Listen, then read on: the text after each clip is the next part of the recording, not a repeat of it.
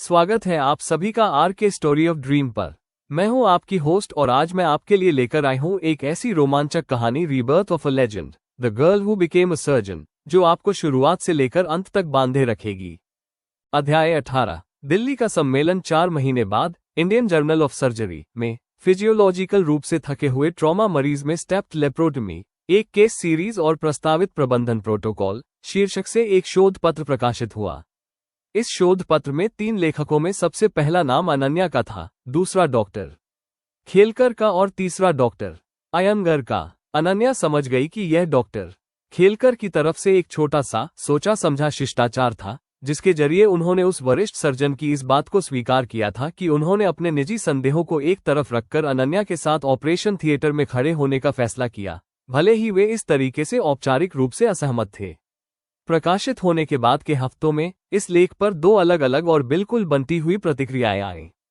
पहली प्रतिक्रिया देश भर के युवा सर्जनों और प्रशिक्षुओं ट्रेनीज की तरफ से आए। उनमें से कई लोगों ने निजी तौर पर अपने स्तर पर बिल्कुल उसी पैटर्न को महसूस करना शुरू कर दिया था जिसका वर्णन अनन्या के शोध पत्र में किया गया था, यानी मरीज अपनी चोटों की वजह से नहीं बल्कि लंबे समय तक चले निश्चित डेफिनेटिव ऑपरेशन के शारीरिक तनाव के कारण दम तोड़ रहे थे, और इससे पहले उन्हें ऐसा कोई औपचारिक ढांचा नहीं मिला था जो इस समस्या का नाम ले सके और एक ठोस समाधान सुझा सके।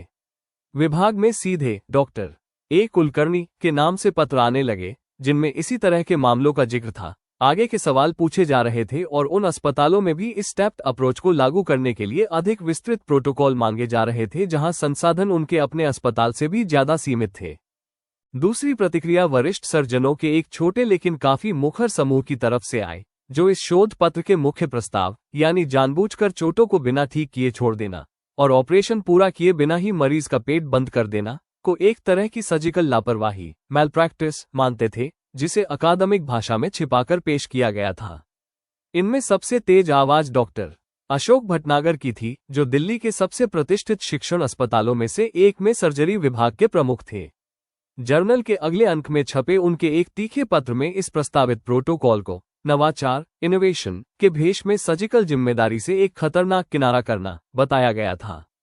ये पत्र एक ऐसे सर्जन द्वारा लिखा गया था जिसके स्वतंत्र प्रैक्टिस के सीमित वर्षों ने शायद अभी तक उसे यह नहीं सिखाया था कि निर्णायक कार्रवाई और समय से पहले समर्पण में क्या अंतर होता है।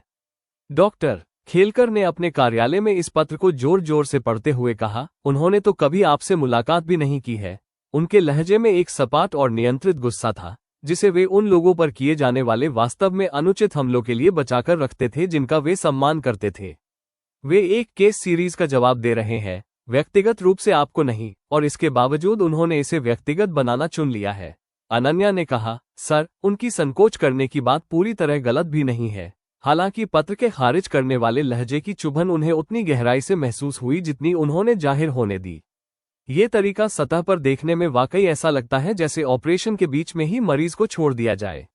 जब मैंने इसका प्रस्ताव रखा था तो मैं उस जोखिम को समझती थी।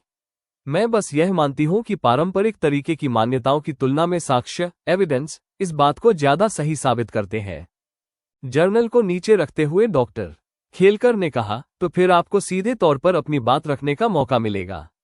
अब से 3 महीने बाद दिल्ली में होने वाले राष्ट्रीय सर्जिकल सम्मेलन नेशनल सर्जिकल कॉन्फ्रेंस ने आपको एक फीचर पेपर के रूप में इस केस सीरीज को प्रस्तुत करने के लिए आमंत्रित किया है। मुझे लगता है कि ऐसा मुख्य रूप से इसलिए है क्योंकि आपके काम ने जो विवाद पैदा किया है उससे यह आयोजन समिति के लिए और भी ज्यादा दिलचस्प हो गया है।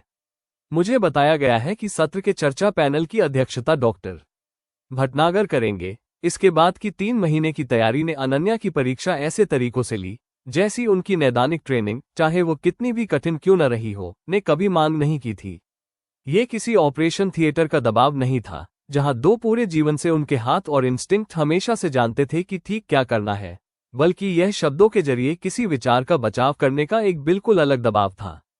उनका सामना एक ऐसे कमरे से होने वाला था जो वरिष्ठ सर्जनों से भरा हुआ था, जो उनकी उम्र, उनके सीमित अनुभव और, जैसा कि उन्होंने बिना कभी किसी के मुंह से सुने, मन ही मन महसूस किया था, उनकी जेंडर महिला होने के आधार पर पहले से ही उन पर संदेह करने का मन बना चुके थे। डॉक्टर राव एक शाम उनके छोटे से साझा फ्लैट में उन्हें प्रेजेंटेशन का अभ्यास करते हुए देख रहे थे। यह एक मामूली सा आशियाना था जिसमें वे 18 महीने पहले रहने आए थे। यह एक शांत और बिना किसी तामझाम की सगाई के बाद हुआ था, जो किसी बड़े समारोह के साथ नहीं बल्कि एक सीधी और ईमानदार बातचीत के जरिए तय हुई थी। बिल्कुल वैसी ही बातचीत जिसने उनके रिश्ते की शुरुआत की थी। 4 साल के साथ में डॉक्टर राव अनन्या के लिए एक ऐसा संबल बन चुके थे जो सच्ची मदद और ईमानदार आलोचना का एक बेहतरीन मिश्रण पेश करता था। उन्होंने अपने तीसरे पूरे रिहर्सल के बीच में कहा, तुम फिजियोलॉजी को बहुत ज्यादा समझा रही हो। उस कमरे में मौजूद किसी भी व्यक्ति से बेहतर तुम इस सामग्री को जानती हो। जिस पल तुम्हें ऐसा लगने लगे कि तुम उन्हें नहीं बल्कि खुद को ही समझाने की कोशिश कर रही हो, उसी पल तुम उस अधिकार को खो देती हो जो डेटा असल में तुम्हें देता है। इसे ऐसे कहो जैसे ये पहले से ही एक स्थापित विज्ञान हो, क्योंकि 5 साल बाद ये सच साबित होने वाला है, और इस बात को इस समय जीवित किसी भी व्यक्ति से बेहतर तुम जानती हो। अनन्या ने संभावित चुनौतियों पर विचार करते हुए कहा, भटनागर लंबे समय के परिणामों लॉन्ग टर्म आउटकम्स के डेटा के बारे में पूछेंगे। मेरे पास सिर्फ 11 मामले हैं। वो कहेंगे कि स्थापित सर्जिकल शिक्षा के 30 वर्षों को पलटने के लिए 11 मामले काफी नहीं है। डॉक्टर राव ने कहा, तो फिर उन्हें बताना कि स्थापित सर्जिकल शिक्षा के 30 वर्षों ने एक ऐसी मृत्यु दर मोर्टेलिटी रेट पैदा की थी जिसे तुमने अभी अभी यह साबित कर दिखाया है कि उसमें सार्थक सुधार किया जा सकता है। इसके लिए सैंपल साइज इतना छोटा भी नहीं है कि वे ईमानदारी से ये दावा कर सकें कि इस पैटर्न पर ध्यान देने की कोई जरूरत ही नहीं है। तुम्हें इस बात की बहस जीतने की जरूरत नहीं है कि तुम्हारा प्रोटोकॉल पूरी तरह से सिद्ध हो चुका है। अनन्या, तुम्हें इस बात की बहस जीतनी है कि यह आगे के अध्ययन के लायक है, अन्य सर्जनों द्वारा सावधानी से आजमाने के लायक है, और सर्जिकल समुदाय द्वारा इसे पूरी तरह खारिज करने के बजाय इस पर गंभीरता से विचार करने के लायक है ताकि और डेटा जुटाया जा सके, सिर्फ इसलिए कि यह उस तरीके को चुनौती देता है जिससे उन्होंने 30 साल पहले ट्रेनिंग ली थी। ये बात साबित करना बहुत आसान है, और यही सच भी है। अनन्या ने एक लंबे पल तक उनकी तरफ देखा। उनके सीने में एक गर्म और आभारी सा एहसास भर आया, जो उस स्पष्टता के कारण था जिसे डॉक्टर राव लगातार उनके सामने रखते थे। वो उनकी विशेषज्ञता के आगे बिना सोचे समझे झुकते नहीं थे, बल्कि किसी समस्या को सुलझाने में एक सच्चे और बराबरी के साझेदार की तरह साथ देते थे। यह वैसी ही स्थिर और बराबर की पार्टनरशिप थी जिसके दुर्लभ और मूल्यवान होने का एहसास उन्हें अपने पुराने जीवन में बहुत देर से हुआ था। उन्होंने स्वीकार किया, मुझे नहीं पता कि अगर तुम मुझे इन सब चीजों पर बात करके सांत्वना न देते तो मैं क्या करती। एक आसान सी मुस्कान के साथ जिसने उनकी तारीफ की सच्चाई को कम नहीं किया, उन्होंने कहा, तुम इसके बिना भी बहुत शानदार तरीके से संभाल लेती, लेकिन मुझे खुशी है कि कम से कम इसके लिए मैं यहाँ तो मौजूद हूँ। राष्ट्रीय सर्जिकल सम्मेलन दिल्ली के एक बड़े औपचारिक सभागार में आयोजित हुआ। अनन्या के लिए यह उनके बॉम्बे के अस्पताल के भीड़भाड़ और अराजक गलियारों से कोसों दूर एक अलग ही दुनिया जैसा लग रहा था। देश भर से आए वरिष्ठ सर्जनों की कतारें, एक औपचारिक मंच, डेस्क और कमरे का वह शांत, संस्थागत गंभीर माहौल जहां किसी अच्छी या खराब प्रेजेंटेशन के बल पर ही प्रतिष्ठाएं बनती और बिगड़ती थीं। उन्होंने डॉक्टर राव की सलाह से मिली शांत और नपी तुली आवाज में अपना शोध पत्र प्रस्तुत किया। उन्होंने शारीरिक तर्कों, फिजियोलॉजिकल रीजनिंग, केस सीरीज के डेटा और उन परिणामों के बारे में बताया जो उनके सभी 11 मामलों में पारंपरिक निश्चित मरम्मत डेफिनेटिव रिपेयर दृष्टिकोण के ऐतिहासिक परिणामों से कहीं बेहतर साबित हुए थे। उन्होंने अपनी आवाज को स्थिर रखा, डेटा को स्पष्ट रूप से प्रस्तुत किया और अपने निष्कर्षों को बहुत ही संयमित रखा। यानी किसी बड़ी क्रांति का दावा करने के बजाय उन्होंने केवल ऐसे सबूत पेश किए जिन पर सर्जिकल समुदाय को गंभीरता से विचार करना चाहिए था। जब सवाल जवाब का दौर आया तो वो ठीक वैसे ही शुरू हुआ जैसा डॉक्टर खेलकर ने उन्हें चेतावनी दी थी। डॉक्टर भटनागर की आवाज पूरे सभागार में गूंज उठी, जिसमें उस व्यक्ति का वजन था जो अपनी बात को किसी भी सर्जिकल मामले पर अंतिम शब्द के रूप में माने जाने का आदी था।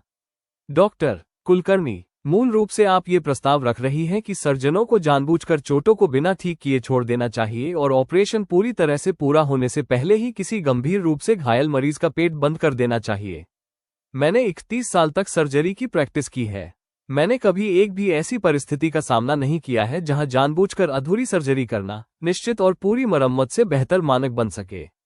आखिर किस बात से आपको इतना आत्मविश्वास मिलता है? अपने रेजिडेंट्स को खुद प्रशिक्षित करने में मैंने जितने साल बिताए हैं उससे कहीं कम वर्षों की स्वतंत्र प्रैक्टिस के बाद कि आपने ऐसी चीज की पहचान कर ली है जिसे पूरा सर्जिकल समुदाय किसी तरह से अनदेखा कर गया है।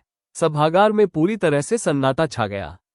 यह एक ऐसा तनावपूर्ण सन्नाटा था जो ये देखने के लिए उत्सुक था कि क्या कोई जूनियर सर्जन किसी वरिष्ठ सहकर्मी की जानबूझकर नीचा दिखाने वाली चुनौती के आगे घुटने टेक देगी। अनन्या ने अपने सीने में उस पुरानी जानी पहचानी गर्मी को थोड़े समय के लिए उठते हुए महसूस किया। ये घबराहट नहीं थी, बल्कि वही पैनी स्पष्टता थी जो दो पूरे जीवन से हमेशा तब आती थी जब दांव पर सबसे ज्यादा चीजें लगी होती थीं।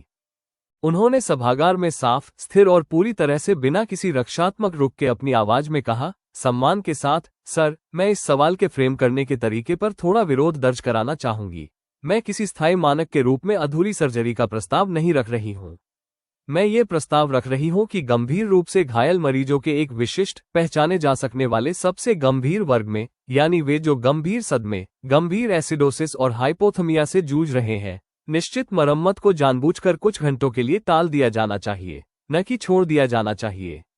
ऐसा तब तक किया जाना चाहिए जब तक मरीज का शरीर वास्तव में उसे पूरा करने के लिए जरूरी ऑपरेशन को झेलने लायक न हो जाए।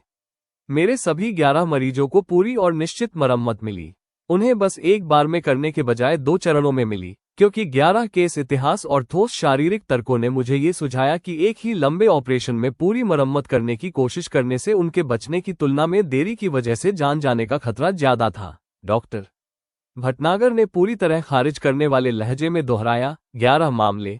क्या आप एक ही जूनियर सर्जन की शुरुआती स्वतंत्र प्रैक्टिस के 11 मामलों के आधार पर इस पूरे सर्जिकल समुदाय से स्थापित प्रैक्टिस के 30 वर्षों पर फिर से विचार करने के लिए कहेंगी? अनन्या ने कहा, मैं इस समुदाय से उन 11 मामलों पर विचार करने के लिए कहूंगी जिनके परिणाम इस गंभीरता की चोटों के लिए ऐतिहासिक मृत्यु दर से काफी बेहतर है, सर। और मैं ये पूछना चाहूंगी कि क्या वो पैटर्न बड़े पैमाने पर आगे के अध्ययन के लायक है, न कि केवल सैंपल साइज के आधार पर इसे खारिज कर दिया जाना चाहिए। मैं किसी निश्चितता का दावा नहीं कर रही हूं। मैं ये दावा कर रही हूं कि सबूत इतने ठोस हैं कि मेरे अपने विभाग की तुलना में काफी अधिक संसाधनों और बड़ी रोगी आबादी वाले सर्जरों द्वारा इस पर गंभीर जांच की जानी चाहिए। यदि आगे के अध्ययन से यह साबित होता है कि यह पैटर्न सही नहीं बैठता है, तो सार्वजनिक रूप से ऐसा कहने वाली मैं पहली व्यक्ति होंगी, और मैं पूरी ईमानदारी से कह रही हूं। लेकिन मैं यह नहीं मानती कि सिर्फ इसलिए कि यह स्थापित शिक्षण को चुनौती देता है, हर उस मामले में इतने लगातार दिखने वाले पैटर्न को खारिज कर देना जिस पर मैंने इसे लागू किया है, वास्तव में उन मरीजों की सेवा करता है जिनकी रक्षा के लिए ये समुदाय मौजूद है। उनके उत्तर के बाद जो सन्नाटा छाया, उसकी गुणवत्ता पहले वाले सन्नाटे से बिल्कुल अलग थी। ये किसी जूनियर सर्जन को मुश्किल में फंसते देखने का सन्नाटा नहीं था, बल्कि कुछ ऐसा था जो सच्चे और हैरान करने वाले विचार जैसा था। सभागार में बैठे वरिष्ठ सर्जनों के बीच ये खामोशी फैल गई थी, जो जाहिर तौर पर डॉक्टर भटनागर की जानबूझकर डराने वाली चुनौती के मुकाबले इतनी शांत और मजबूत प्रतिक्रिया की उम्मीद नहीं कर रहे थे। डॉक्टर भटनागर ने एक लंबे तक कुछ नहीं कहा और उन्हें एक ऐसे भाव से देखते रहे जो खारिज करने वाली चुनौती से बदलकर अधिक निष्पक्ष रूप से आकलन करने वाले भाव में बदल चुका था। अंत में उन्होंने अपने लहजे को पहले की तुलना में काफी नर्म करते हुए कहा, डॉक्टर कुलकर्णी, मैं आपके प्रोटोकॉल की व्यापक प्रयोज्यता, एप्लीकेबिलिटी को लेकर अभी भी संशय में हूं, लेकिन मैं ये स्वीकार करूंगा कि आपने जितनी उम्मीद थी उससे कहीं अधिक कठोरता से इसका बचाव किया है। यदि इसे आयोजित करना संभव हो सके तो मैं एक बड़े बहु केंद्र मल्टी सेंटर अध्ययन के परिणामों को देखने के लिए उत्सुक रहूंगा। वे थोड़े रुके और उनके मौसम की मार झेले चेहरे पर लगभग सराहना का भाव उभर आया। डॉक्टर कुलकर्णी, यह इस खास सभागार में आमतौर पर पेश की जाने वाली रियायत से कहीं ज्यादा है। मैं सुझाव दूंगा कि आप इसे एक ऐसी तारीफ के रूप में लें जिसके लिए इसे दिया गया है। उपस्थित सर्जनों के बीच शांत और हैरान करने वाली हंसी की एक लहर दौड़ गई, और अनन्या ने महसूस किया कि पिछले 3 महीनों का वो कसा हुआ और डरा देने वाला तनाव आखिरकार ढीला पड़ने लगा है। उसकी जगह उस शांत संतोष ने ले ली थी जो एक कठिन कमरे का सम्मान निष्पक्ष रूप से अर्जित करने से मिलता है। कॉन्फ्रेंस हॉल के भीड़भाड़ वाले रिसेप्शन एरिया में बाद में डॉक्टर खेलकर उन्हें मिले, जिनके चेहरे पर अकाट्य और गहरे संतोष से भरा हुआ गर्व साफ झलक रहा था। उन्होंने कहा, भटनागर द्वारा सार्वजनिक रूप से किसी सम्मेलन में जिसकी अध्यक्षता वे खुद कर रहे हो, किसी बात को स्वीकार करना, कुलकर्णी, सूर्य ग्रहण से भी ज्यादा दुर्लभ है। इन वर्षों में मैंने उनके शायद 1 दर्जन सत्रों में भाग लिया है। मैंने एक बार भी किसी जूनियर सर्जन को इतना वास्तविक सम्मान मिलते नहीं देखा है। अनन्या ने कहा, सर, मेरी तैयारी अच्छी थी। डॉक्टर खेलकर ने कहा, आपकी तैयारी अच्छी थी। आपका प्रोटोकॉल पूरी तरह से ठोस था और दबाव में वह खास संयम था जिसे मैंने पिछले 9 वर्षों से आपके अंदर हर उस मुश्किल कमरे में देखा है जहां आपने कदम रखा है। मैं चाहता हूं कि आप समझें कि आज यहां क्या हुआ, कुलकर्णी, क्योंकि मुझे नहीं लगता कि आप अभी पूरी तरह से इसकी गहराई को समझ पा रही है। आज आपने सिर्फ एक शोध पत्र का बचाव नहीं किया, आपने इस देश की सर्जिकल चेतना में एक ऐसा विचार रखा है जिस पर उस कमरे में बैठे आधे वरिष्ठ सर्जन साल के भीतर अपने वार्डों में चुपचाप पुनर्विचार करने जा रहे हैं, भले ही इस सम्मेलन में उनका सार्वजनिक रुख कुछ भी रहा हो। इस पेशे में वास्तविक बदलाव इसी तरह से आता है, किसी अचानक क्रांति से नहीं, बल्कि ठीक उसी तरह के सावधानीपूर्वक, सबूतों से समर्थित और व्यक्तिगत रूप से अकाट्य मामलों के जरिए, जिन्हें अभी अभी आपने सबके सामने रखा है। अनन्या ने उस भीड़भाड़ वाले रिसेप्शन हॉल पर नजर डाली। वहां देश भर के सर्जन थे, कुछ खुद से परिचय कराने, आगे के सवाल पूछने, उनके डेटा की प्रतियां मांगने आ रहे थे, तो कुछ अधिक सतर्क दूरी से ये देख रहे थे कि उन्होंने अभी अभी क्या देखा है। 9 साल के सावधानीपूर्वक और सोचे समझे काम के बाद उन्हें पहली बार यह सच्चा और सीधा एहसास हुआ कि जीवन के इस दूसरे और असंभव मौके ने आखिरकार उस विरासत की शुरुआत कर दी है जिसे उन्होंने बहुत समय पहले बनाने की ठानी थी।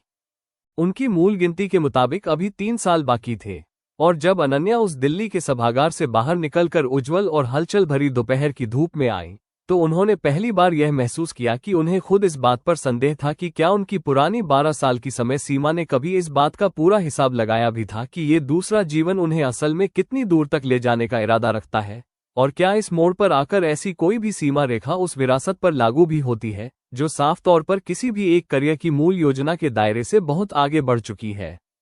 एपिसोड 32 बहु केंद्र अध्ययन। दिल्ली सम्मेलन के 6 सप्ताह बाद डॉक्टर भटनागर का पत्र आया और अन्या ने ये पूरी तरह से आश्वस्त होने के लिए कि वह इसे सही पढ़ रही है, उसे 2 बार पढ़ा। डॉक्टर कुलकर्णी, मैंने सम्मेलन के बाद के हफ्तों को आपके केस सीरीज की दूसरी बार समीक्षा करने में बिताया है, पहली बार पढ़ने की तुलना में अधिक सावधानी से, जब मैं स्वीकार करता हूं कि मैं अपने ही 30 साल के शिक्षण का बचाव करने में अधिक व्यस्त था, न कि वास्तव में आपके डेटा पर सवाल उठाने में। मुझे अभी भी यह विश्वास नहीं है कि डैमेज कंट्रोल लेप्रोटमी, आपका वो शब्द, जैसा कि मैंने देखा है, उसका समर्थन करने वाले साक्ष्यों की तुलना में तेजी से फैलने लगा है, उस थोक रूप से अपनाने के लिए तैयार है जिसे उस सम्मेलन के कुछ युवा सर्जन देने के लिए उत्सुक दिख रहे हैं। लेकिन अब मुझे यह विश्वास नहीं है कि इसे खारिज किया जाना चाहिए। मैं कुछ वर्षों में किसी कनिष्ठ सहकर्मी को न दिए गए प्रस्ताव के साथ लिख रहा हूं, एक बहु केंद्र भावी अध्ययन जिसे दिल्ली में मेरे विभाग, बंबई में आपके विभाग और 2 अतिरिक्त केंद्रों, जिनमें से एक को मनाने में मुझे विश्वास है कि मैं मद्रास में और एक को कलकत्ता में सफल होऊंगा, के बीच समन्वित किया जाएगा। यदि आपका प्रोटोकॉल आपके दिल्ली के बचाव के दौरान सुझाए गए अनुसार मजबूत है, तो ये 11 के बजाय 400 बिस्तरों पर जांच का सामना कर लेगा। यदि यह नहीं है, तो हम इसे ठीक से पता लगाकर सर्जिकल समुदाय को एक सेवा प्रदान करेंगे, बजाय इसके कि इस सवाल को केवल प्रतिष्ठा के आधार पर फैलने दिया जाए, जो किसी भी सर्जिकल अभ्यास को स्थापित करने का एक बहुत खराब तरीका है। यदि हम आगे बढ़ते हैं, तो मैं स्वयं अध्ययन की ओवरसाइट कमेटी की अध्यक्षता करना चाहूंगा। मैं आपको केवल एक योगदान देने वाले लेखक के रूप में नहीं, बल्कि सह प्रधान अन्वेषक, को प्रिंसिपल इन्वेस्टिगेटर के रूप में चाहता हूं। मुझे संदेह है कि आप पहले से ही समझ चुकी हैं कि मैं दोनों शर्तों पर क्यों जोर दे रहा हूं। आपका ए भटनागर। उसने पहले ये पत्र डॉक्टर केलकर को उनके कार्यालय में दिखाया और उनके चेहरे पर एक ऐसा भाव आते देखा जो उसने वहां शायद ही कभी देखा था, एक आनंदित आश्चर्य के करीब। डॉक्टर केलकर ने पत्र को दूसरी बार पढ़ते हुए कहा, वो तुम्हारे साथ सह अध्यक्षता करना चाहते हैं। कुलकर्णी, क्या तुम समझती हो कि यह पत्र वास्तव में क्या है? भटनागर साझेदारी की पेशकश नहीं करते हैं, भटनागर फैसले सुनाते हैं। यह उस आदमी द्वारा संवैधानिक रूप से उत्पन्न की जा सकने वाली माफी के सबसे करीब है, जिसे एक शोध प्रस्ताव के भीतर लपेटा गया है ताकि आप दोनों में से किसी को भी कभी भी जोर से वो शब्द न कहना पड़े। अन्या ने कहा, मुझे लगता है कि वह वास्तव में ये जानना चाहते हैं कि क्या मैं सही हूं, ये साबित करने के लिए नहीं कि मैं गलत हूं।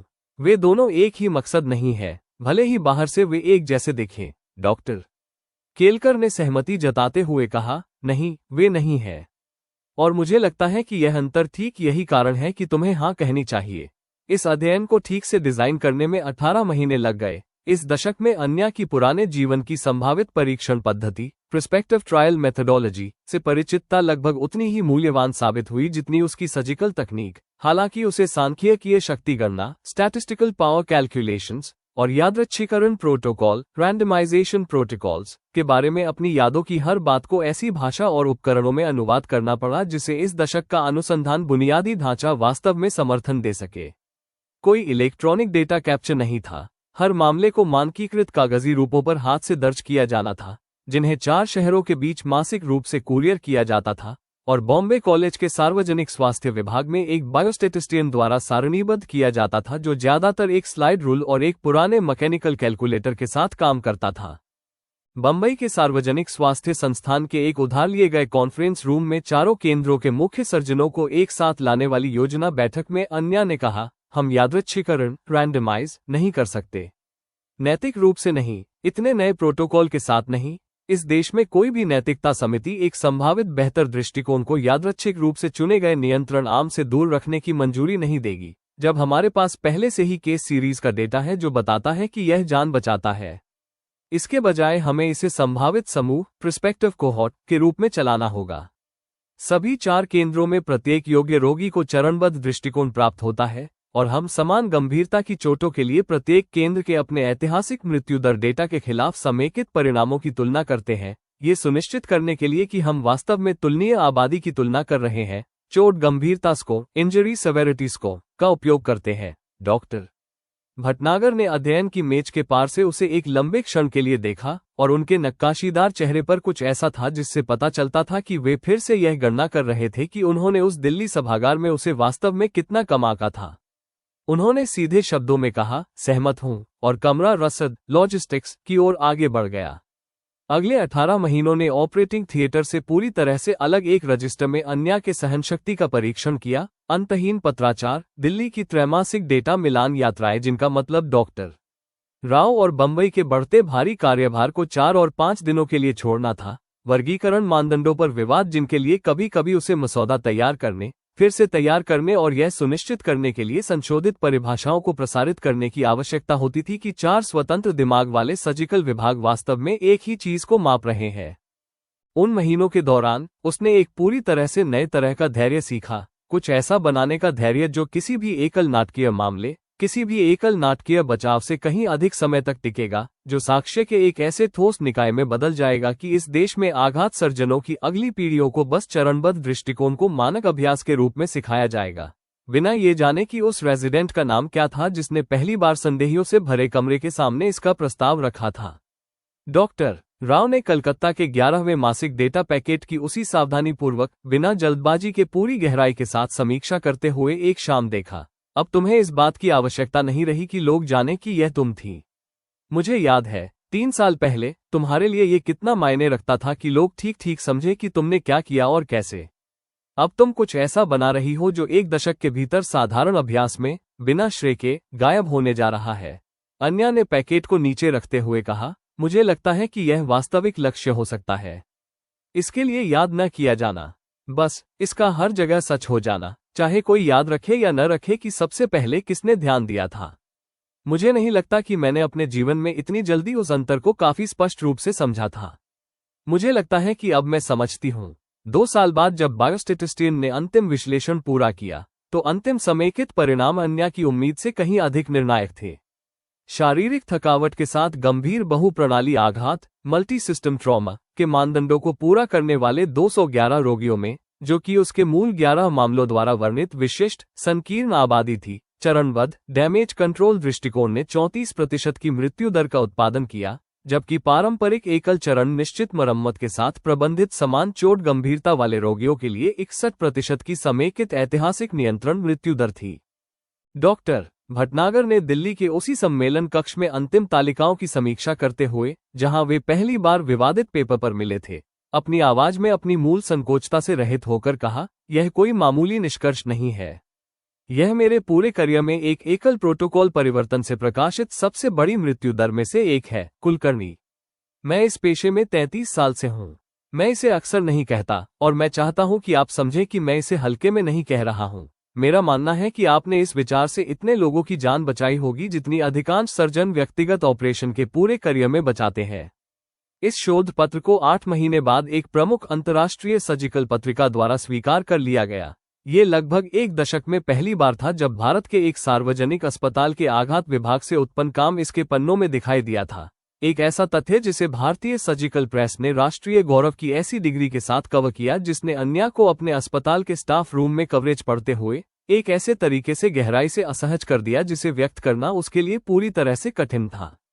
प्रिया ने उसे क्लिपिंग्स को एक ऐसे भाव से पढ़ते हुए देखा जो उपलब्धि की तुलना में अधिक संदेहास्पद लग रहा था और बोली, तुम ऐसी दिखती हो जिसे अभी अभी ऐसी अच्छी खबर मिली हो जिसे वह समझ नहीं पा रही है कि कैसे संभाले। अन्या ने स्वीकार किया, मैं रोहित साठे के बारे में सोचती रहती हूँ। और डॉक्टर छोटे उआके के बारे में। और 9 वर्षों में उन सभी लोगों के बारे में जिन्होंने तय किया कि समस्या एक लड़की का अपनी क्षमता से ऊपर के सवालों के जवाब देना है, न कि एक लड़की की क्षमता के बारे में उनकी अपनी सीमित उम्मीदें। मैं चाहती हूं कि यह क्षण औचित्य विंडिकेशन जैसा महसूस हो। ज्यादातर यह सिर्फ प्रमाण जैसा महसूस होता है, जो एक बात नहीं है। प्रमाण उन 9 वर्षों को पूर्ववत नहीं करता है जब इसके लिए शुरुआत में ही भुगतान करना पड़ा था। एपिसोड 33। प्रिया ने चुपचाप सहमति व्यक्त की, नहीं, यह नहीं करता है। लेकिन इसका मतलब है कि अगली लड़की जो उन फाटकों से गुजरेगी उसे उतना भुगतान नहीं करना पड़ेगा। इसकी अपनी गिनती होनी चाहिए, भले ही यह पूरी तरह से ठीक न कर सके कि तुम जैसी हो वैसी बनने में तुम्हारी क्या कीमत लगी। अन्या ने आने वाले हफ्तों में उस बातचीत के बारे में अक्सर सोचा, एक ऐसे करियर के तेजी से दुर्लभ शांत विस्तार के दौरान उसे उलट पलट कर देखा जो पिछले 2 वर्षों में साधारण रूप से मान करने वाले से लेकर वास्तविक रूप से सार्वजनिक रूप से महत्वपूर्ण हो गया था। देश भर के सम्मेलनों में बोलने के लिए निमंत्रण, उसी पत्रिका के संपादकीय बोर्ड में शामिल होने के लिए एक औपचारिक प्रस्ताव जिसने उसके स्टेज लेप्रोटमी पेपर को प्रकाशित किया था, और एक औपचारिकता के साथ आना जिसने पहली बार इसे पढ़ने पर उसके हाथों को अस्थिर कर दिया। स्वास्थ्य मंत्रालय का एक पत्र जिसमें उसे सार्वजनिक अस्पतालों के लिए अद्यतन आघात देखभाल दिशानिर्देशों का मसौदा तैयार करने का काम करने वाली राष्ट्रीय समिति में सेवा करने के लिए आमंत्रित किया गया था। वो 31 वर्ष की थी। उसके पुराने जीवन की याददाश्त द्वारा बुलाई जा सकने वाली किसी भी माप से एक सफल सर्जन के करियर के इस चरण तक पहुंचने के लिए एक असामान्य आयु नहीं थी। लेकिन वो 31 वर्ष की उम्र में उस करियर की पूरी नींव किसी ऐसे व्यक्ति की यादों और प्रवृत्तियों से बना चुकी थी जो पहले ही एक बार जी चुकी थी और मर चुकी थी। और उसने पाया, अपने छोटे से फ्लैट की शांति में मंत्रालय के पत्र को पढ़ते हुए, एक बेडरूम जिसे अब वो अपने विवाह के 8 महीने बाद डॉक्टर राव के साथ स्थायी रूप से साझा करती थी, कि वो इस दूसरे असंभव जीवन में पहली बार वास्तव में आश्चर्यचकित हो रही थी कि यह उसे और कितना आगे ले जाने का इरादा रखता है। और क्या 12 साल की समय सीमा जो उसने कभी डेक्कन जिमखाना में फर्श पर पालथी मारकर बैठते समय अपने लिए तय की थी, कभी भी एक ऐसे जीवन के लिए शुरुआती अनुमान से अधिक थी जो पहले ही चुपचाप उससे आगे निकल चुका था। शादी खुद छोटी थी, जानबूझकर। डॉक्टर राव की अपनी प्राथमिकता उतनी ही जितनी उसकी अपनी। दोनों इस बात से बहुत अवगत थे कि दोनों परिवारों की उचित शादी की उम्मीदें 2 थके हुए सर्जनों की वास्तविकता के मुकाबले कितनी कम मायने रखती हैं जो एक दूसरे के अप्रत्याशित शेड्यूल के आसपास जीवन बनाने की कोशिश कर रहे थे। उसकी मां फिर से रोई, हालांकि इस बार एक सरल आनंद के साथ जिसमें नाश्ते की मेज पर देशपांडे प्रस्ताव के बारे में उस लंबी अतीत की बातचीत की एंक्शियस होप में से कोई भी नहीं था। उसके चाचा, उम्र में बड़े और एक बार चिकित्सा के बजाय B.Ed और एक अच्छी शादी के लिए बहस करने वाले आदमी की तुलना में अपने विचारों में काफी नर्म हो गए थे, ने एक ऐसी टोस्ट दी जिसने उसकी अपनी वास्तविक गर्मी से उसे आश्चर्यचकित कर दिया। उन्होंने अपनी गिलास उठाते हुए एक आत्म जागरूक मुस्कान के साथ कहा, जिसे उस डिनर टेबल तर्क और इस एक के बीच के वर्षों को स्वीकार किया। मैंने कई वर्षों पहले उसकी मां से कहा था कि एक सर्जन बनना चाहने वाली लड़की को इसके बजाय व्यवहारिक होना चाहिए। मैं इस बात के लिए अपने जीवन में कभी भी इतना अकृतज्ञ नहीं रहा कि मैं पूरी तरह से गलत था। उपस्थित सहकर्मियों के छोटे से मुट्ठी भर लोगों में से एक के रूप में आमंत्रित डॉक्टर रानाडे ने शाम के अंत के पास अन्या को अकेले पाया और लगभग 1 दशक पहले की उस पहली शरीर रचना हॉल से अन्या को याद आने वाली समान तेज, आकलन करने वाली गर्मी के साथ उसका अध्ययन किया। डॉक्टर रानाडे ने एक छोटी, निजी टोस्ट में अपनी खुद की कांच को उठाते हुए सीधे शब्दों में कहा, अखंड, अनडिनाएबल। मैंने तुमसे कहा था कि तुम्हारे लिए जो आ रहा है उससे केवल वही चीज बचेगी, कुलकर्णी। मैंने पूरी तरह से सराहना नहीं की। एक 15 साल की लड़की को मध्यिका तंत्रिका मीडियन नर्व के बारे में मेरे अधिकांश तीसरे वर्ष के छात्रों की तुलना में अधिक आत्मविश्वास के साथ जवाब देते हुए देखकर कि यह अखंडता अंततः तुम्हें कितनी दूर तक ले जाने वाली है, अन्या ने 9 वर्षों में 100वीं बार महसूस होने वाली बात के लिए कहा, और इसे वैसे ही मतलब दिया जैसे उसने हमेशा किया था। पूरी तरह से, मेरे पास अच्छे शिक्षक थे। डॉक्टर रानाडे ने सहमति व्यक्त की, आपके पास अच्छे शिक्षक थे, और इसके अलावा कुछ और भी जो हम में से किसी ने भी आपको कभी नहीं सिखाया और हम में से किसी ने भी कभी इसका स्रोत पूरी तरह से नहीं समझा। मैंने वर्षों पहले उस सवाल का जवाब जानना बंद कर दिया, कुलकर्णी। मैंने बस इस पेशे के लिए आभारी होना शुरू कर दिया कि इसे आप जैसी शख्सियत मिली। उस छोटे से रिसेप्शन हॉल में खड़े होकर, एक दशक के सावधानीपूर्वक जानबूझकर किए गए काम के संचित साक्ष्य से घिरे हुए, एक पति जो ठीक से समझता था कि उसके करियर की क्या मांग थी और फिर भी उसने उसे चुना, एक संरक्षक जिसका सम्मान उसने एक अचूक मामले के बाद कमाया था, एक अनुसंधान साझेदारी जिसने पहले ही देश के सर्जनों के दृष्टिकोण को नया रूप देना शुरू कर दिया था। अन्या ने वर्षों में पहली बार उस सटीक क्षण के बारे में सोचा जब ये दूसरा जीवन शुरू हुआ था। एक बारिश से भीगा हुआ फ्लाईओवर, एक ट्रक का हॉर्न, और फिर गर्मी और गीलापन, और मराठी में एक माँ की आवाज जो एक ऐसी बेटी के आने की घोषणा कर रही थी जिसे अभी तक यह नहीं पता था कि वो अंततः क्या बनेगी। उसे हर उचित अपेक्षा के विरुद्ध एक ऐसे जीवन का दूसरा मौका दिया गया था जिसके लिए उसने कभी नहीं पूछा था। इसके 9 साल बाद उसने पाया कि वो अब इसके बारे में पूरी तरह से अनिर्दिष्ट, अनअर्न्ड नहीं सोचती थी। उसने इसके बारे में सोचा, सीधे शब्दों में, अपना खुद का। एपिसोड 34, वो मामला जो उससे गलत हो गया। डॉक्टर केलकर की चेतावनी आखिरकार अभ्यास के अपने 10वें वर्ष में अन्या के लिए एक साधारण बुधवार को एक 52 वर्षीय स्कूल शिक्षक वसंत ओक के रूप में आए, और यह उस क्षण के रूप में सामने नहीं आए जिसके लिए उसने चुपचाप एक दशक तक खुद को तैयार किया था। पहली बार में ये किसी भी अन्य आघात कॉल की तरह लग रहा था जिसका उसने पहले हजारों बार जवाब दिया था। वो सेनापति बापट रोड पर एक दोपहिया वाहन दुर्घटना से आया था। एक बस द्वारा साइड से टक्कर मारी गई थी, दूर जा गिरा था। एम्बुलेंस रिपोर्ट के अनुसार मौके पर होश में और जागरूक था। मुख्य रूप से बाईं छाती और पेट की असुविधा की शिकायत कर रहा था। जब तक वो उसके ट्रॉमा बे में पहुंचा, उसके महत्वपूर्ण संकेत, वाइटल साइंस, इतने स्थिर थे कि एक कम अनुभवी आंख उसे भाग्यशाली कह सकती थी। नाड़ी 92, रक्तचाप आराम से सामान्य, कमरे की हवा पर ऑक्सीजन संतृप्ति 97%, सीट बेल्ट का निशान अनुपस्थित था। वो बाइक से गिरा था, कार में नहीं बंधा था, लेकिन बाईं निचली पसलियों पर कोमलता थी और उसकी कोख में एक हल्की सी खरोंच उभरने लगी थी। रेडियोलॉजी रेजिडेंट ने बिस्तर के पास के अल्ट्रासाउंड को चलाते हुए रिपोर्ट किया, फास्ट स्कैन नेगेटिव है, जिसे खरीदने के लिए अन्या ने अस्पताल प्रशासन को मनाने में 3 साल बिताए थे और आखिरकार 18 महीने पहले हासिल कर लिया था। इस दशक के आघात देखभाल के संस्करण में उसके द्वारा किया गया एक और छोटा, स्थायी सुधार, इस प्रकार का संस्थागत परिवर्तन जो किसी भी एक मामले से बहुत लंबे समय तक टिकेगा। मॉरिसन पाउच, स्प्लेनोरिनल स्पेस या पेविस में कोई मुफ्त तरल पदार्थ नहीं।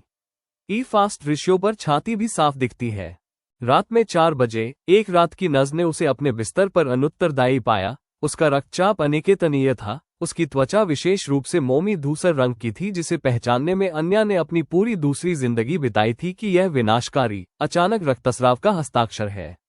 उसे तुरंत बुलाया गया। 20 मिनट के भीतर पहुंचकर उसने पाया कि वार्ड टीम पहले से ही एक पुनर्जीवन, रिससिटेशन, चला रही थी जो हर माप से वह दरवाजों से अंदर चलते ही देख सकती थी, पहले से ही हार रही थी। कोर्ट की अराजकता में बिस्तर के किनारे दोहराए गए फास्ट स्कैन से अब पता चला कि पेट में मुफ्त तरल पदार्थ भर गया है। एक ऐसा निष्कर्ष जो 11 घंटे पहले मौजूद नहीं था, जो 11 घंटे पहले मौजूद नहीं हो सकता था, और जिसने उसे उस स्पष्टता के साथ जो उसके चाहने से ठीक एक बीट पहले आए, ठीक वही बताया जो तब हुआ था जब एक स्थिर, उचित रूप से निगरानी किया जाने वाला रोगी गहन देखभाल इकाई के बजाय वार्ड के बिस्तर पर सो रहा था। एक देरी से होने वाली प्लीहा का फटना, डिलेड स्प्लेनिक रप्चर, एक सबकैप्सूलर हेमटोमा, प्रारंभिक स्कैन पर अदृश्य क्योंकि यह अभी तक तिल्ली के कैप्सूल के माध्यम से नहीं फटा था, एक पूरी तरह से आश्वस्त करने वाली प्रारंभिक हीमोग्लोबिन के भ्रामक आवरण के तहत घंटों तक चुपचाप फैल रहा था, जब तक कि कैप्सूल ने खुद रात के गहरे घंटों में आखिरकार रास्ता नहीं दे दिया और एक बार में एक रक्तस्राव जारी किया जिसके लिए दिन के आघात से पहले से ही थके हुए शरीर के पास क्षतिपूर्ति करने के लिए कोई शेष आरक्षित नहीं था। उसने 11 मिनट बाद आपातकालीन थिएटर में उसका पेट खोला। 2 जन्मों में 100 संकटों में लाई गई समान निराशाजनक, नियंत्रित गति के साथ आगे बढ़ते हुए, और लगभग 3 लीटर रक्त और एक प्लीहा पाया जो एक फ्रैक्चर लाइन के साथ टूट गई थी जिसे मूल स्कैन का संकल्प, अच्छा होने के बावजूद, इस दशक की तकनीक के लिए उस आकार में बस शारीरिक रूप से पता लगाने में असमर्थ था जिस पर यह 11 घंटे पहले मौजूद था। उसने प्लीहा को हटा दिया। उसने रक्तस्राव को नियंत्रित किया। उसने रक्त की यूनिट दर यूनिट को ट्रांसफ्यूज किया क्योंकि एनेस्थेटिस्ट ने उसी भयानक तात्कालिकता के साथ नंबरों को बुलाया जो अन्या को 2 जन्मों के दर्जनों निराशाजनक रातों से याद था। और लगभग 40 मिनट के लिए ऐसा लग रहा था कि रमेश पाटिल और संजय घोरपड़े और विक्रम देशपांडे और दर्जनों नामों को बचाने वाली वही प्रवृत्ति, जिन्हें उसने अपने अभ्यास के 8वें वर्ष में कहीं सचेत रूप से गिनना बंद कर दिया था, वसंत ओक को भी बचाने जा रही थी। सुबह 5:47 बजे उसका दिल बंद हो गया और दोबारा शुरू नहीं हुआ। अन्या ने खुद मौत के समय को बुलाया। उसके हाथ अभी भी दस्ताने पहने हुए थे। उसकी आवाज विशेष खोखले, अभ्यास किए गए तरीके से स्थिर थी, जिसे हर दशक में आघात सर्जन सीखते हैं। उसने ठीक इसी पल के लिए बुलाया था और फिर उसके बाद एक लंबे समय तक थिएटर में बहुत स्थिर खड़ी रही, एक ऐसे सन्नाटे के साथ अकेली जो इस दूसरे जीवन के 11 वर्षों में पहली बार किसी भी अन्य सन्नाटे से पूरी तरह अलग लग रहा था। वो गलत थी, लापरवाही से गलत नहीं, लापरवाही से गलत नहीं। वो समझ गई, नुकसान के कच्चे पहले मिनटों में भी, कि उस शाम उसने जो भी निर्णय लिया था वो चिकित्सकीय रूप से सही, बचाव योग्य था। इस दशक की आघात चिकित्सा उसे जो सबसे अच्छे उपलब्ध साक्ष्य और तकनीक प्रदान कर सकती थी, उसके अनुकूल था। कुंद आघात के बाद एक देरी से होने वाली तिल्ली का फटना, शुरुआत में आश्वस्त करने वाले फास्ट स्कैन और स्थिर महत्वपूर्ण संकेतों के साथ एक मान्यता प्राप्त, यदि असामान्य, घटना थी जिसे इस दशक में देखभाल का कोई भी उचित मानक, या उसने खुद को स्वीकार किया, उसके पुराने जीवन के दशक में भी बिस्तर पर वास्तव में उपलब्ध नैदानिक उपकरणों के साथ मजबूती से भविष्यवाणी या रोक नहीं सकता था। लेकिन डॉक्टर केलकर की चेतावनी, जो लगभग 4 साल पहले उनके कार्यालय में दी गई थी, लापरवाही के बारे में नहीं थी। ये ठीक इसी के बारे में था, वह क्षण जब आश्वस्त, हर उपलब्ध मानक द्वारा सही निर्णय, वैसे भी सब गलत निकला और एक व्यक्ति की मृत्यु हो गई जो विकल्पों के किसी अन्य अज्ञात विन्यास के तहत जी सकता था। उसने 2 घंटे बाद डॉक्टर केलकर को उनके कार्यालय में पाया, जो केवल एक शॉवर लेने के लिए घर गए थे और स्क्रब से बाहर बदल गए थे, जो अभी भी वसंत ओक के खून से थोड़े चिन्हित थे, और एक भी विवरण को नर्म किए बिना उन्हें पूरा मामला इतिहास बताया। उन्होंने बिना किसी रुकावट के सुना, पूरी बात के माध्यम से उनकी अभिव्यक्ति अपठनीय थी, और जब उसने समाप्त किया तो बोलने से पहले वो थोड़ी देर के लिए चुप रहे। उन्होंने कहा, मैं चाहता हूं कि आप मुझे ईमानदारी से बताएं, क्या आप मानती हैं, अब सुबह 4 बजे के कोर्ट की थकान के बजाय एक साफ सिर के साथ इसकी समीक्षा करते हुए, कि आपने अपने मूल प्रबंधन निर्णय में कोई त्रुटि की थी? अन्या ने ठीक इसी तरह की समीक्षा के बाद के 2 पूरे करियर के पूरे वजन के साथ सवाल पर विचार किया। पश्चादृष्टि, हाइंडसाइट की विशेष क्षमाशील स्पष्टता जिसने हर फैसले को देखा पूर्वव्यापी रूप में, जैसे कि इसे स्पष्ट रूप से अलग होना चाहिए था। उसने अंत में कहा, नहीं सर, मुझे नहीं लगता कि मैंने किया। मेरा मानना है कि मैंने अपने पास उपलब्ध जानकारी के साथ सही निर्णय लिया, और परिणाम अभी भी गलत था। मैं समझती हूं कि वे विरोधाभासी बयान नहीं है, भले ही मेरे अंदर की हर प्रवृत्ति उन्हें होना चाहती है। डॉक्टर केलकर ने सहमति जताते हुए कहा, वे विरोधाभासी नहीं है। वे वास्तव में इस पेशे को सिखाने के लिए सबसे कठिन सबक है, और यही कारण है कि मैंने आपको 4 साल पहले बताया था कि ये दिन आएगा। आपने इतने लगातार सही रिकॉर्ड के साथ 11 वर्षों तक अभ्यास किया है कि मुझे संदेह है, इसके चारों ओर आपके द्वारा बनाई गई अनुशासन के नीचे कहीं न कहीं आप यह विश्वास करने लगी थी कि आपका निर्णय साधारण अनिश्चितता की तुलना में अधिक विश्वसनीय है जिस पर यह पेशा चलता है। मैं इसे आलोचना के रूप में नहीं कहता, कुलकर्णी। मैं इसे इसलिए कहता हूं क्योंकि मैंने 2 काफी कम सर्जन को नष्ट करने वाले समान विश्वास को देखा है मेरे करियर में पहले, जब उनका अपना पहला वास्तविक नुकसान आखिरकार आया और एक ऐसे आत्मविश्वास को तोड़ दिया जिसे उन्होंने वास्तविक विनम्रता के साथ कभी नहीं सीखा था। अन्या ने पूछा, सर, मैं इसका क्या करूं? और अपनी ही आवाज में कुछ ऐसा सुना जो अधिक कच्चा और अनिश्चित था, जिसकी अनुमति उसने इस अस्पताल में किसी को भी लंबे समय से देने से नहीं दी थी। डॉक्टर केलकर ने कहा, आप वो करती हैं जो हर सर्जन जो कभी भी प्रशिक्षण के लायक रहा है, अंततः करना सीखता है। आप विभाग की मृत्यु दर और रुग्णता, मोर्टेलिटी एंड मोर्बिडिटी, सम्मेलन में रक्षात्मकता के बिना और अत्यधिक आत्मदोष के बिना मामले की औपचारिक रूप से समीक्षा करती है, और आप अपने सहकर्मियों को आपके साथ निर्णय की जांच करने देती हैं, क्योंकि कभी कभी दूसरा और तीसरा जोड़ा कुछ ऐसा पकड़ लेता है जो उत्कृष्ट निर्णय भी याद करता है, और कभी कभी वे पुष्टि करते हैं, जैसा कि मुझे संदेह है कि वे यहाँ करेंगे, कि परिणाम वास्तव में अप्रत्याशित था कि चिकित्सा वर्तमान में हमें देखने की अनुमति देती है। और फिर कुलकर्णी, और यह वह हिस्सा है जिसमें समीक्षा की तुलना में काफी अधिक समय लगेगा। आपको वसंत ओक की मृत्यु के तथ्य को ले जाने का एक तरीका मिलता है, या तो इसे इतना गहरा दफना देना कि यह आपको कुछ भी सिखाना बंद कर दे, या इसे आपको यह विश्वास दिलाने देना कि आपके निर्णय पर अब बिल्कुल भी भरोसा नहीं किया जा सकता है। उन दोनों प्रतिक्रियाओं में अंततः कुछ भविष्य के मरीज की जान चली जाएगी। उनके बीच का संकीर्ण रास्ता ही एकमात्र ऐसा है जो आपको इस काम को जारी रखने के लिए फिट रखता है। 4 दिन बाद आयोजित मृत्यु दर और रुग्णता सम्मेलन ने ठीक वही पुष्टि की जो डॉक्टर केलकर ने भविष्यवाणी की थी। एक सर्वसम्मति से विभागीय मूल्यांकन की प्रबंधन निर्णय प्रत्येक चरण में उचित और बचाव योग्य थे कि शुरुआती नकारात्मक फास्ट स्कैन के साथ देरी से होने वाली प्लीहा का फटना नैदानिक त्रुटि के बजाय एक मान्यता प्राप्त नैदानिक सीमा का प्रतिनिधित्व करता है, और यह मामला अवलोकन के लिए भर्ती किए गए कुंद आघात रोगियों में अकेले सीरियल हीमोग्लोबिन माप पर निर्भरता के बजाय अधिक बार इमेजिंग दोहराने के समर्थन में विभाग के बढ़ते सबूतों में जोड़ा जाएगा। इस दशक के अभ्यास में एक और छोटा स्थायी सुधार एक ऐसी कीमत पर खरीदा गया जिसे अन्या जानती थी कि वह सम्मेलन के औपचारिक निष्कर्षों की तुलना में काफी लंबे समय तक ले जाएगी। उसने 3 सप्ताह बाद वसंत ओक की विधवा को लिखा, एक ऐसा पत्र जिसे उसने किसी भी सर्जिकल पेपर की तुलना में अधिक सावधानी से तैयार किया और फिर से तैयार किया, और चिकित्सा नैतिकता की अनुमति के अनुसार स्पष्ट रूप से और ईमानदारी से समझाया कि वास्तव में क्या हुआ था, इसकी उचित भविष्यवाणी क्यों नहीं की जा सकती थी, और उसे उस नुकसान के लिए कितना गहरा वास्तविक खेद था कि कोई भी तकनीकी औचित्य उस शब्द को सबसे आवश्यक अर्थ में विफलता की तरह महसूस नहीं करा सकता था।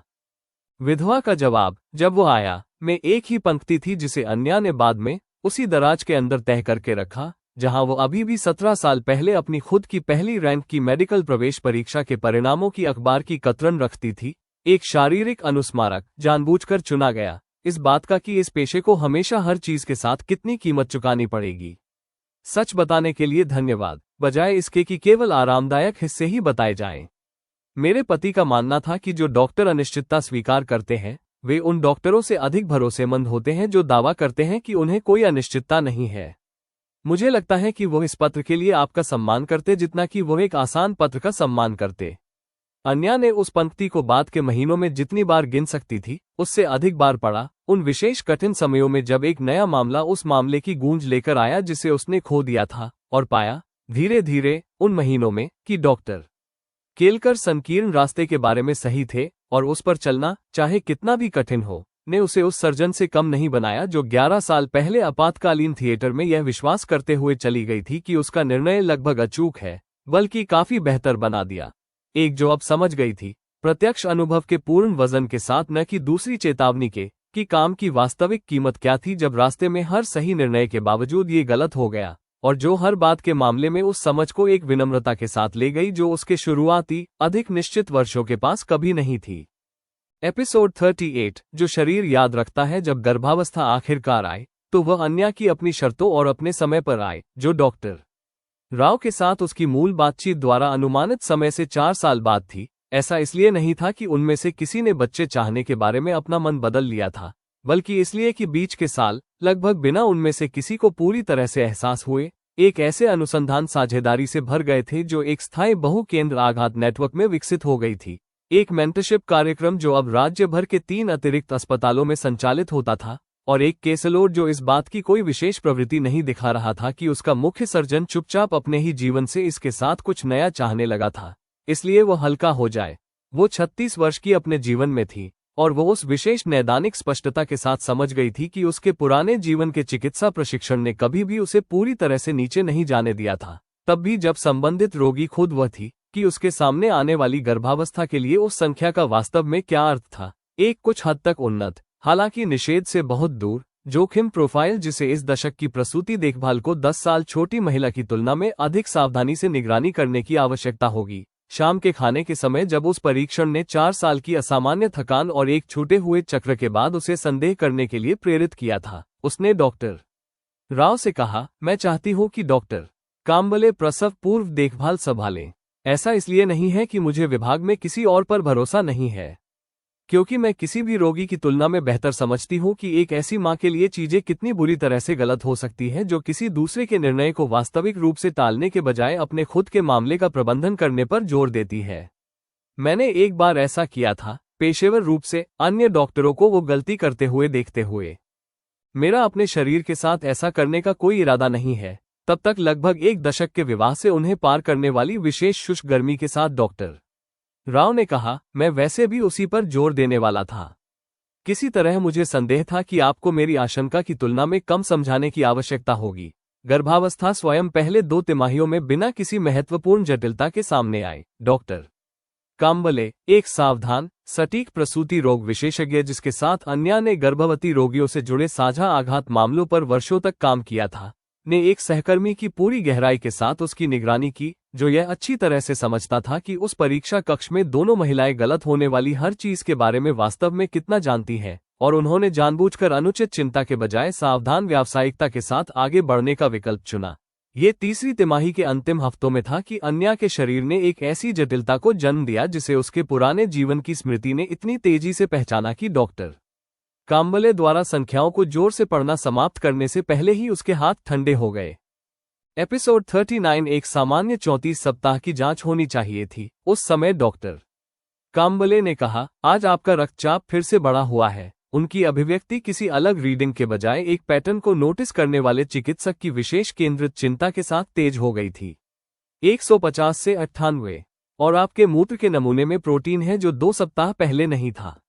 मैं करीबी निगरानी के लिए आपको भर्ती करना चाहती हूँ। अन्या, मुझे ये प्रक्षेपवक्र ट्रेजेक्टरी पसंद नहीं है। डॉक्टर काम्बले के वाक्य को समाप्त करने से पहले अन्या ने निदान को पहचान लिया। प्रीक्लैम्पसिया, एक ऐसी स्थिति जिसे उसके पुराने जीवन के प्रसूति प्रशिक्षण ने उसे ठीक इसलिए डरना सिखाया था क्योंकि यह कितनी तेजी से प्रबंधनीय से विनाशकारी हो सकती है, और एक ऐसी स्थिति जिसे इस दशक की चिकित्सा, इसमें अभ्यास करने वाले प्रसूति विशेषज्ञों के वास्तविक कौशल के बावजूद अभी भी अधिक परिष्कृत निगरानी उपकरणों और औषधीय हस्तक्षेपों में से कई की कमी थी जो उसके पुराने जीवन का बाद का चिकित्सा युग अंततः विकसित करेगा। उसने एक ऐसे प्रयास के साथ अपनी आवाज को स्थिर रखते हुए कहा जिसने उसे एक बार 100 अन्य लोगों की आपात स्थितियों में लाई गई शांति से काफी अधिक कीमत चुकाई। मैं जानती हूं कि यह क्या है। मुझे आपकी आवश्यकता है कि आप इस प्रस्तुति के साथ किसी भी अन्य रोगी की तरह मेरा इलाज करें। डॉक्टर काम्बले, इसलिए अधिक सावधानी से नहीं क्योंकि मैं एक सहकर्मी हूं, और इसलिए कम सावधानी से नहीं क्योंकि आप मानती हैं कि मैं पहले से ही जोखिमों को खुद प्रबंधित करने के लिए पर्याप्त रूप से समझती हूं। मैं यहां रोगी हूं। मुझे आपकी आवश्यकता है कि आप वास्तव में मेरी डॉक्टर बने। डॉक्टर काम्बले ने कहा, मेरा यही इरादा है, और ठीक यही कारण है कि मैं आज आपको भर्ती कर रही हूं। अगले सप्ताह के लिए फॉलो अप शेड्यूल नहीं कर रही हूं। अगले 10 दिनों ने अन्या का परीक्षण एक ऐसे रजिस्टर में किया जिसका अनुभव उसने इस दूसरे जीवन में पहले कभी नहीं किया था। दूसरे व्यक्ति के संकट को प्रबंधित करने का नियंत्रित, केंद्रित दर नहीं, जहां उसके हाथों और प्रशिक्षण ने उसे परिणाम पर सीधा, तत्काल अधिकार दिया था, बल्कि उसके अपने शरीर के नंबरों को अस्पताल के बिस्तर के पैर में एक चार्ट पर चढ़ते देखने का कहीं अधिक कठिन, निष्क्रिय डर, किसी अन्य सर्जन के निर्णय पर भरोसा करने और प्रतीक्षा करने के अलावा कुछ भी करने में असमर्थ होना। बिस्तर पर आराम और एंटीहाइपरटेंसिव दवा के बावजूद उसका रक्तचाप चढ़ता रहा, उस सीमा में पार हो गया जिसे डॉक्टर काम्बले ने सावधानीपूर्वक, जानबूझकर, नैदानिक ईमानदारी के साथ, निरंतर अपेक्षित प्रबंधन के बजाय शुरुआती प्रसव पर चर्चा करना शुरू करने के लिए पर्याप्त चिंताजनक बताया। डॉक्टर राव उन 10 दिनों के अधिकांश समय तक उसके बिस्तर पर रहे। उनके अपने काफी चिकित्सा ज्ञान ने बहुत कम काम किया। उसने एक शाम चुपचाप स्वीकार किया कि प्रतीक्षा को किसी ऐसे पति के लिए किसी भी कम असहनीय महसूस कराया जाए जिसके पास बिल्कुल भी चिकित्सा प्रशिक्षण नहीं था। अस्पताल के कमरे की मंद शाम के प्रकाश में उसका हाथ पकड़ते हुए। एपिसोड 40 अपने विवाह के दशक से अन्या ने शायद ही कभी उनसे सुनी गई थकान और भय को व्यक्त करते हुए उन्होंने स्वीकार किया, मैं अपने सिर में अंतर डिफरेंशियल चलाता रहता हूँ। एक्लेम्प्सिया, HELLP सिंड्रोम, प्लेसेंटल एब्रप्शन, मैं अच्छी तरह जानता हूँ कि क्या गलत हो सकता है, और यह अच्छी तरह जानना कि क्या गलत हो सकता है वास्तव में उस तरह से मदद नहीं कर रहा है जिस तरह से मैंने हमेशा माना था कि इस तरह के क्षण में चिकित्सा ज्ञान मदद करेगा। अन्या ने चुपचाप कहा, मैं जानती हूं, और शायद अस्पताल में मौजूद किसी भी अन्य व्यक्ति की तुलना में इसके विशेष क्रूर विडंबना को अधिक गहराई से समझा। मैंने 2 जन्मों में 11 साल यह विश्वास करते हुए बिताए हैं कि ज्ञान वो चीज थी जिसने मुझे उन परिणामों को नियंत्रित करने दिया जिन्हें दूसरे लोग नियंत्रित नहीं कर पाए थे। मैं सीख रही हूं, काफी दर्दनाक तरीके से, कि वो नियंत्रण कितना एक भ्रम था जिसे मैं तब तक बहुत करीब से जांचने की आवश्यकता नहीं होने के लिए भाग्यशाली थी, जब तक कि अब नहीं।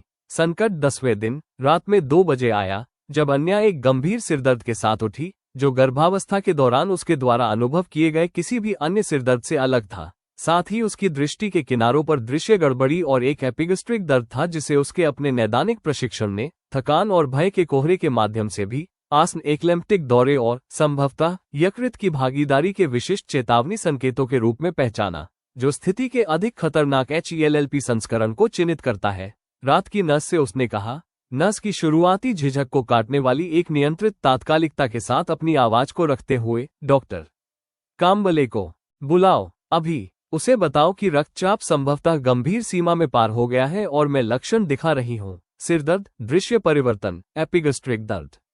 उससे कहो कि मुझे लगता है कि हमें आज रात प्रसव कराने की आवश्यकता है, सुबह के राउंड का इंतजार न करें। डॉक्टर काम्बले मिनटों के भीतर पहुंची, 172 से 114 के रक्तचाप के बढ़ने की पुष्टि की और वह निर्णय लिया जिसे अन्या ने पहले ही अपने स्वयं के बिगड़ते महत्वपूर्ण संकेतों का आकलन करने वाले आघात सर्जन की विशेष ठंडी स्पष्टता के साथ खुद ही आ चुकी थी। डॉक्टर काम्बले ने कहा, आपातकालीन सिजेरियन अभी। दौरे के प्रोफिलैक्सिस के लिए पहले मैग्नीशियम सल्फेट, फिर सीधे थिएटर में। मैं इसके आगे बढ़ने का इंतजार नहीं कर रही हूं। मैग्नीशियम का संक्रमण मिनटों के भीतर शुरू हो गया और अन्या ने इसके प्रभावों को अपने ऊपर बैठते हुए महसूस किया। सिरदर्द और दृश्य गड़बड़ी पर एक भारी, खींचने वाली थकान की परत चढ़ी हुई थी। उसके विचार मैग्नीशियम विषाक्तता के शुरुआती चेतावनी संकेतों के बारे में उसके द्वारा पढ़े या सुने गए हर विवरण से पहचानी जाने वाली विशेष मोटी, धीमी गुणवत्ता के माध्यम से आगे बढ़ रहे थे, जिसे उसके प्रतिक्षेपों और श्वसन दर की जांच करने वाली नर्सिंग टीम द्वारा एक सतर्कता के साथ सावधानीपूर्वक निगरानी की जाती थी, जिसे उसने समझा अपने मन के छोटे शेष नैदानिक हिस्से के साथ, जो केवल अनुभव करने के बजाय देखने में सक्षम था। क्षण के वास्तविक खतरे के लिए पूरी तरह से उपयुक्त था। निर्णय लिए जाने के 18 मिनट बाद उसे थिएटर में ले जाया गया। सर्जिकल स्क्रब में डॉक्टर राव उसके बगल में थे। उनका हाथ एक निराशाजनक स्थिरता के साथ उसके हाथ को पकड़े हुए था, जिसने उसे शब्दों की तुलना में अधिक स्पष्ट रूप से बताया था कि वह अपनी भलाई के लिए बनाए रखने के लिए काम कर रहे सावधान संयम के नीचे वास्तव में कितना डर रहा था।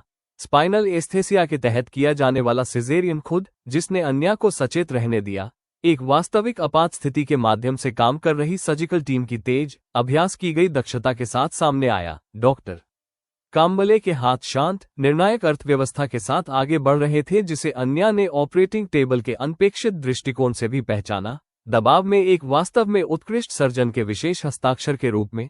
उसकी बेटी का जन्म सुबह 3:14 हुआ। उसकी अपेक्षित तारीख से 6 सप्ताह पहले, छोटी और तुरंत, उग्र रूप से मुखर, एक ऐसे तरीके से जिसने अन्या को लगभग उसी पल हंसाया और रुलाया। उस पहली अपमानित रोने की आवाज ने मैग्नीशियम और थकान और डर के कोहरे को एक ऐसी स्पष्टता के साथ काटा जो उस पल में उसके 2 पूरे जीवन में से किसी में भी सुनी गई सबसे महत्वपूर्ण आवाज की तरह महसूस हुई।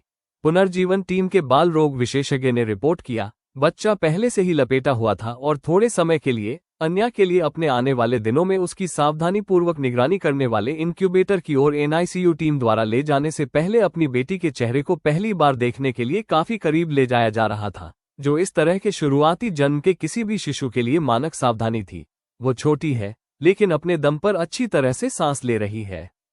अच्छा स्वर, अच्छा रोना, 1 मिनट में एब्ग 8। पूर्व समय को देखते हुए उसे NICU में कुछ समय की आवश्यकता होगी, लेकिन डॉक्टर कुलकर्णी, मैं यहाँ ऐसा कुछ नहीं देखती जो साधारण प्रीटर्म निगरानी से परे मेरी चिंता करे। आने वाले दिनों में अन्या का अपना रिकवरी उसकी बेटी की तुलना में काफी अधिक जटिल साबित हुई। प्रसव के पूरी तरह से हल होने के बाद भी एक्लैम्प्टिक प्रक्रिया को पूरी तरह से हल करने में लगभग 72 घंटे लगे। उसका रक्तचाप जिद्दी रूप से ऊंचा रहा। उसके यकृत समारोह परीक्षणों ने एक हल्की, क्षणिक विकृति दिखाई जिसने HELLP सिंड्रोम घटक की पुष्टि की, जिसका डॉक्टर काम्बले ने संदेह किया था, लेकिन प्रसव के खुद हल होने से पहले पूरी तरह से निदान नहीं किया था। डॉक्टर काम्बले उसके नंबरों से मानक वार्ड में स्थानांतरित करने के लिए पर्याप्त संतुष्ट होने से पहले उसने अस्पताल की उच्च निर्भरता इकाई में 4 दिन बिताए और उन 4 दिनों में एक पूरी तरह से नई सराहना पाए, किसी भी अन्य चीज की तुलना में एक तरह से विनम्र, जो उसके किसी भी जीवन में इतनी अच्छी तरह से प्रबंधित होने में कामयाब रही थी, इस बात के लिए कि एक सर्जन के बजाय रोगी होने का क्या अर्थ था। किसी और के हाथों और निर्णय पर पूरी तरह से भरोसा करना, क्योंकि उसके शरीर ने किसी भी जीवन में पहली बार उस विश्वसनीय, नियंत्रणीय उपकरण के रूप में रहने में वास्तविक रूप से असफल हो गया था, जिसे उसने कमान संभालने के 2 पूरे करियर सीखने में बिताए थे। अपनी छुट्टी की सुबह अपने खुद के करियर के अधिक मांग वाले मामलों में से एक का प्रबंधन करने में 10 XIOUS दिन बिताने वाले सहकर्मी के विशेष शुष्क, स्नेही हास्य के साथ डॉक्टर काम्बले ने उससे कहा, आप एक उत्कृष्ट रोगी थी, जो डॉक्टरों के बीच आपकी अपेक्षा से काफी दुर्लभ है। मेरे अधिकांश चिकित्सा सहकर्मी जब वे खुद रोगी बनते हैं तो बिस्तर से अपनी खुद की देखभाल को प्रबंधित करने के आग्रह का विरोध नहीं कर सकते हैं। आपने बस मुझे अपना काम करने दिया। अन्या ने 2 जन्मों के हर उस रोगी के बारे में सोचते हुए कहा जिसके भरोसे के लिए उसने पूछा था, और वह अब भावनाओं की गहराई के साथ समझ गई थी कि उसके पुराने जीवन की पेशेवर दूरी ने कभी भी पूरी तरह से प्रवेश नहीं करने दिया था, जिसके डर को उसने पहले कभी वास्तव में व्यक्तिगत रूप से साझा नहीं किया था। मैंने काफी हाल ही में और काफी दर्दनाक तरीके से सीखा कि इसका वास्तव में कितना महत्व है। उन्होंने अपनी बेटी का नाम मीरा रखा, एक ऐसा विकल्प जिसे अन्या ने जन्म से महीनों पहले सावधानीपूर्वक निजी तौर पर उलट पलट कर देखा था। एक तरफ लगभग 21 साल पहले एक बारिश से भीगा हुआ फ्लाईओवर पर छोड़े गए जीवन के नाम के बाद एक नए जीवन का नामकरण करने की अजीब शांत चक्कर आना, और दूसरी तरफ बढ़ते बसे हुए दृढ़ कन्विक्शन के बीच तौलते हुए कि विकल्प ने किसी भूत के बजाय किसी सच्ची चीज का सम्मान किया। शादी के 1 दशक के माध्यम से अन्या को अपने पुराने जीवन के वजन को सतह पर आने की अनुमति देने के दुर्लभ क्षणों में लाने के लिए उसने जो विशेष सावधान ध्यान देना सीखा था, उसके साथ उसे देखते हुए पहली बार उसने जोर से नाम उठाया था। डॉक्टर राव ने धीरे से पूछा, आप निश्चित हैं? अन्या ने कहा, मैं निश्चित हूं। मैंने मीरा अय्यर को कोई ऐसा व्यक्ति मानने में एक लंबा समय बिताया जिसे मैंने खो दिया था। मुझे विश्वास हो गया है इन पिछले कुछ दिनों में मेरी इस बेटी को इनक्यूबेटर में सोते हुए देखने के बाद कि वो कभी नहीं खोई थी। वो बस वो नींव बन गई जिसके ऊपर बाकी सब कुछ बना। मैं चाहती हूँ कि मेरी बेटी उस नाम को आगे ले जाए, एक भूत के रूप में नहीं, बल्कि किसी ऐसी चीज की शुरुआत के रूप में जिसे जारी रखने का मौका मिला। बेबी मीरा ने नवजात गहन चिकित्सा इकाई में 11 दिन बिताए, समय का एक ऐसा खिंचाव जिसने अन्या के धैर्य और उसके पेशेवर संयम का समान रूप से परीक्षण किया। एक एनआईसीयू टीम को देखना जिस पर उसने अपनी बेटी की देखभाल का पूरी तरह से भरोसा किया, जबकि उसके अपने हाथों में हर प्रशिक्षित प्रवृत्ति कभी कभी प्रत्यक्ष रूप से हस्तक्षेप करने के लिए खुजली करती थी, जिसे उसने एक जूनियर रेजिडेंट के रूप में डॉक्टर काम्बले के निर्णय को टालने की अनुमति देने वाले अनुशासन के साथ समझा। न तो उसका स्थान था और न ही वास्तविक रूप से आवश्यक था, क्योंकि उसकी बेटी को पहले से ही उत्कृष्ट देखभाल मिल रही थी। वो अंततः 11 दिन की उम्र में घर आई, छोटी लेकिन फल-फूल रही थी, और अन्या ने खुद को मातृत्व के थका देने वाले भारी शुरुआती हफ्तों में पाया, जो इसके बाद आए एक ऐसे जीवन के लिए पूरी तरह से नया आयाम खोज रहे थे जिसे उसने शल्य चिकित्सा थिएटर के आसपास एक ऐसे एकल जानबूझकर उद्देश्य के साथ 2 दशक बिताए थे। अपनी व्यस्त दोनों शेड्यूल के बीच व्यवस्था करने में कामयाब रही उसकी पुरानी दोस्त, जो अब अपने ही अधिकार में एक वरिष्ठ सलाहकार बाल रोग विशेषज्ञ थी। अभ्यास के 1 दशक में बिखरे हुए अपने 3 बच्चों के साथ की बढ़ती दुर्लभ मुलाकातों में से एक के दौरान उसने प्रिया से कहा, मैं सोचती थी कि मैं समझती हूँ कि हर ऑपरेशन में दांव पर क्या लगा है। हर मरीज की जिंदगी मेरे लिए पूरी तरह से वास्तविक रूप से मायने रखती थी। मैं उस पर विश्वास करती थी। मैं अभी भी उस पर विश्वास करती हूँ, लेकिन मुझे नहीं लगता कि मैं पूरी तरह से समझ पाई थी जब तक कि मैं रात में 3 बजे अपनी खुद की बेटी को पकड़ रही थी, उसे दूध पिला रही थी जबकि मेरा चीरा अभी भी ठीक हो रहा था, कि एक परिवार के लिए इसका वास्तव में क्या अर्थ है जब मेरी मेज पर मौजूद व्यक्ति इसे नहीं बना पाता है। मैं इसे पेशेवर रूप से समझती थी। मैं इसे अलग तरह से समझती हूँ। 20 साल पहले एक हॉस्टल बाथरूम के फर्श पर अपनी पुरानी दोस्त से पूछने वाली समान सावधान खोजपूर्ण जिज्ञासा के साथ अपनी दोस्त को देखते हुए प्रिया ने पूछा, क्या इससे काम कठिन हो जाता है? अन्या ने एक लंबे पल के वास्तविक विचार के बाद कहा, इससे यह अधिक ईमानदार हो जाता है। मुझे लगता है कि मैंने 2 पूरे करियर यह विश्वास करते हुए बिताए हैं कि सटीकता और अनुशासन इस काम की पूरी आवश्यकता थी। मैं विश्वास करने लगी हूँ, शायद मुझे जितनी जल्दी चाहिए थी उससे थोड़ा बाद में, कि अनुशासन हमेशा सटीकता से कहीं अधिक कोमल सेवा करने के लिए था, और यह कि मैं पूरी तरह से समझ नहीं पाई थी कि वो कुछ क्या था, जब तक कि मेरी अपनी एक छोटी उग्र 6 सप्ताह पहले की बेटी मुझे। अगर ये दास्तान आपको पसंद आई हो तो आरके स्टोरी ऑफ ड्रीम को लाइक करें, सब्सक्राइब करें और घंटी वाला बटन यानी बेल आइकॉन दबाना बिल्कुल न भूलें।